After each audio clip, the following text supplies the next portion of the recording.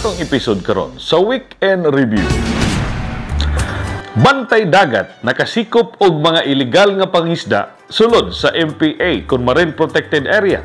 Atong sayran ang kinatibuk ang report gikan ni Arnolfo Jojo Lagari Jr.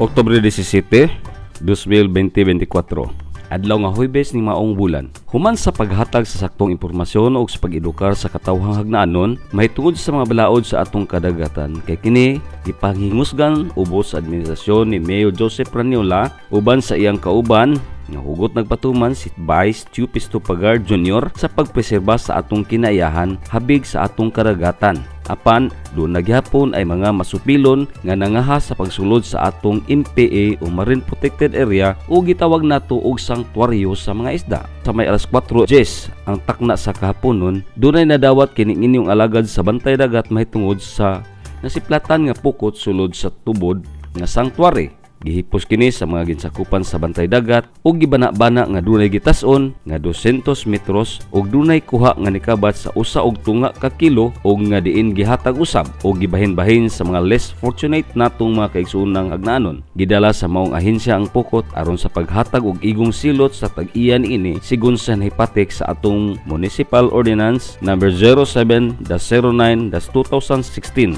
Section 9 number 1. All fishing activities shall be prohibited within the core zone and buffer zone. Pero subo nga palandungon nga walay niangkon sa maong butang. Ubos sa opisina sa Bantay Dagat Task Force, kini si Arnolfo Jojo Lagari Jr. Sa laing bahin, ang Department of Social Welfare and Development kung DSWD pinaagi sa suporta ug pagpangulo ni Mayor Joseph Raniola sa hagna, nagpahigayon og pagpanghatag sa mga food packs ngadto sa ato ang mga fishing o Fisher Folks Association sa hagna.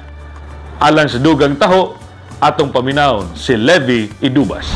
Ang Department of Social Welfare and Development niapud-apud og programa nga gitumong sa paghatag og mga kinahanglanon nga supply sa pagkaon sa asosasyon sa mga mangingisda sa hagna. Kini nga inisyatiba gidisenyo aron suportahan ang mga mangingisda nga mahimong nag-atubang sa mga hagit tungod sa lain-laing mga hinungdan. Lakip ang pag-usab-usab sa ekonomiya ug mga pagbag-o sa kinaiyahan nga makaapekto sa ilang panginabuhi. Adunay 203 ka food packs nga release alang sa mga mananagat nga gihangyo sa presidente sa ilang asosasyon. Apan adunay 17 ka wala maklaim tungod sa wala damhang rason. Apan gihatagan pa sila og panahon sa pag-claim niini sa buhatan sa MSWD. Ang walay katapusan nga suporta sa LGU hagna pinanguluhan ni Mayor Joseph Raniola ngadto sa atong mga mangingisda ug sa mga paningkamot sa DSWD sa paghatod sa hinabang sa pagkaon, nagpasiugda sa kamahinungdanon sa kaayuhan sa komunidad ug sa panginahanglan sa gitumong nga mga interbensyon nga motubag sa talagsaong mga hagit nga giatubang niini nga grupo. Kini si Levy and May Idubas para sa Weekend Review. Si Mayor Joseph Raniola naghisgot sa mga plano sa kalambuan para sa lungsod sa hagna. Uban, ang Municipal Planning and Development Office atong paminawon ang taho ni Elizabeth Orias. Si Mayor Joseph Raniola nakig-meeting sa mga empleyado nga naa sa buhatan sa Municipal Planning and Development, pinanguluhan ni Teresa Gina Ranan alang sa paghisgot sa panglantaw sa umaabot nga ugma sa lungsod sa hagna. Kauban si Vice Mayor Tupisto Pagar Jr., Municipal Engineer Designate Engineer Peter Hamero, Municipal Assessor Designate Camilo Rizano, uban sa Information Officer nga si Bern Condor. Ang mao nga tigom naghisgot sa daghan pang dugang kalambuan sa lungsod, diin mahisulat kini sa CLUP kon Comprehensive Land Use Plan nga usa ka mandatory plan sa usa ka lungsod. Sa maong tigom, ang MPDC team nga naglangkob sa mga technical ug writers mipakita sa ilang mga nahuman alang sa pag-correct o pagpangayo og feedback gikan ni Mayor Joseph Raniola. Si Mayor Joseph nagpadayag sa iyang kasibot ug kadasig sa pagpangalap pa og binilyong pundo alang sa ug tungod sa hagna. Diin iyang gilauman nga mapadayon kini sa iyang gisaligang mangulo sa lungsod nga si Vice Mayor Tupisto Pagar Jr. ug ubang municipal officials kinsa maoy mangulo sa lungsod sa hagna human sa election 2025. Ang mga dugang kalambuan mao kining mga musunod: dugang diversion roads, mainom nga tubig sa 30 ka barangays, dugang barangay halls, pagpatarong sa mga basketball courts sa barangays, apil na niini ang mga bleachers of stage, dugang expansion alang sa turismo, investment alang sa Hagna Community College, dugang kalambuan sa Ilihan Hill ug Oval Sports Complex, pagmugna og coastal fishing ug aquaculture, kalambuan alang sa livestock kon pagpamuhi og kaba ug manok alang sa mga mag-uuma, pagdugang og katahom sa merkado sa Hagna nga adunay aircon ug escalator, storm surge protection alang sa reclamation area ug uban pa. Si Mayor Joseph Ranyola nakigbisog nga mapatuman kining tanan sama sa mga kalambuan nga napahimuslan karon sa mga Hagnaanons. Ang mayor daghan og panglantaw alang sa dugang pa mga proyekto sa umaabot nga mga panahon kud adto na siya sa kauluhan magbasi alang og tungod sa iyang pagmahal sa lungsod sa Hagna. Og kini si Elizabeth Orias alang sa Weekend Review. Sa laing bahin, oryentasyon sa bag-o nga natukod nga grupo nga naglantaw sa dugang kalambuan sa ilahang tagsa-tagsa ka panginabuhian sa matag miyembro niini ubos sa suporta ni Mayor Joseph Ranyola.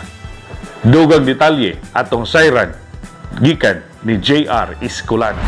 Sa atong dali nga nagbag-o nga kalibutan, ang panginahanglan alang sa epektibong kooperasyon sa sulod sa mga komunidad wala pa magkanunay nga mas kritikal.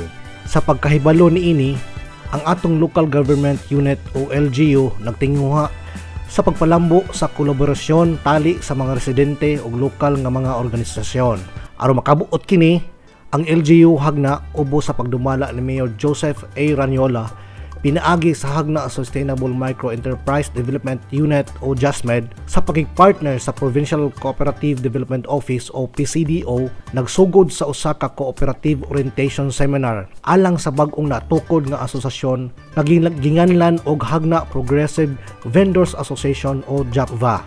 Niadtong Oktubre 25, 2024 nga gihimo sa Captain Goyo Casinias Hall. Ang tumong niini mao ang paghatag sa mga kasanayan ug kahibalo nga gikinahanglan alang sa epektibong pagtrabaho ug pag-apil sa komunidad. Ang mga pangunang katuyuan sa kini nga inisyatiba mao ang pagpalig-on sa komunikasyon ug kolaborasyon tali sa mga miyembro, pagpalambo sa usa ka kultura sa pagsalig ug shared responsibility, paghatag og mga himan ug estratehiya alang sa pagresolba sa mga panagbangi ug pag-align sa mga tumong sa komunidad sa mga inisyatiba sa lokal nga gobyerno. Si Miss Emma H. Buten, Cluster 3 Coordinator, ug si Miss Emelo T. Añasco, Community Organizer, sila ang mga resource speakers sa seminar ug gikan sila sa Provincial Cooperative Development Office. Kini si JR Escolano alang sa Week in Review.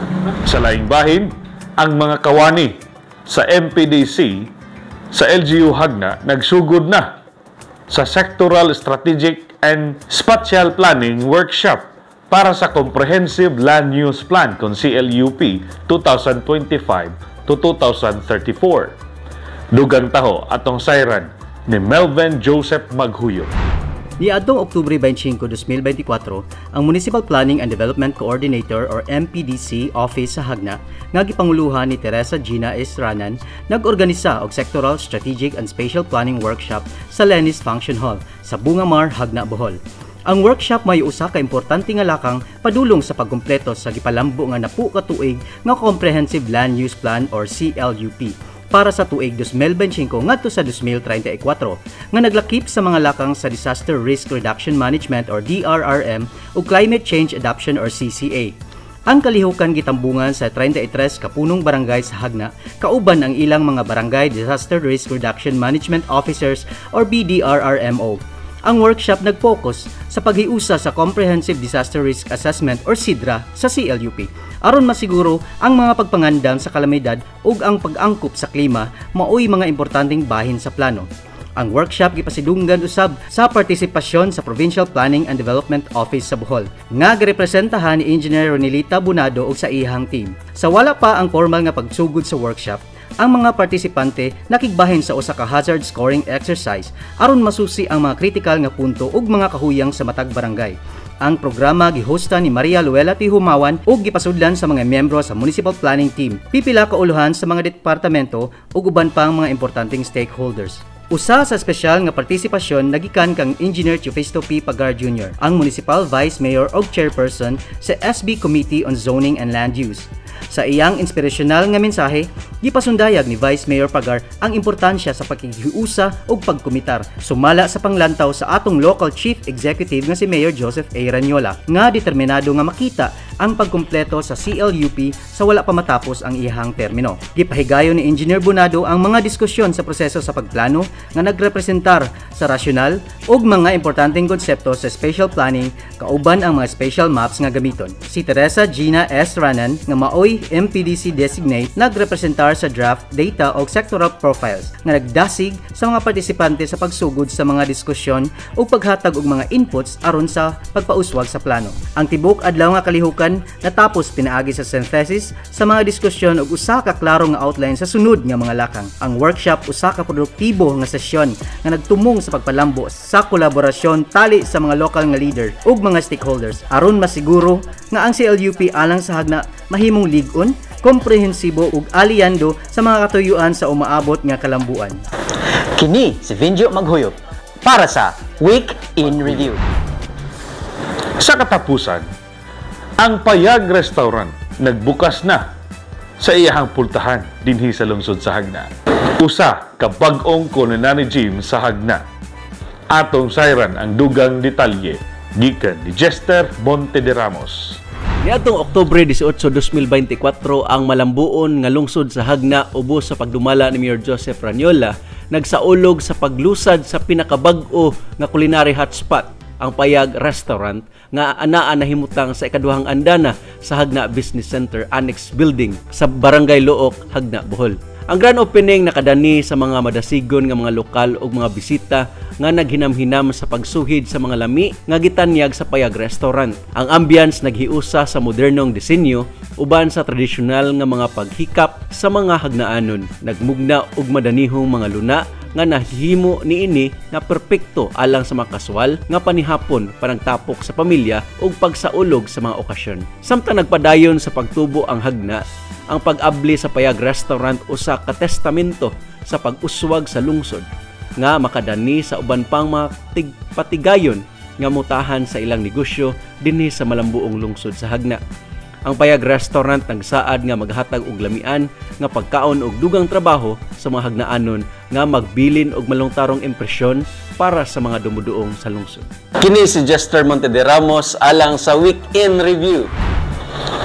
Hangtod sa sunod higayon, daghang salamat sa inyong pagpaminaw.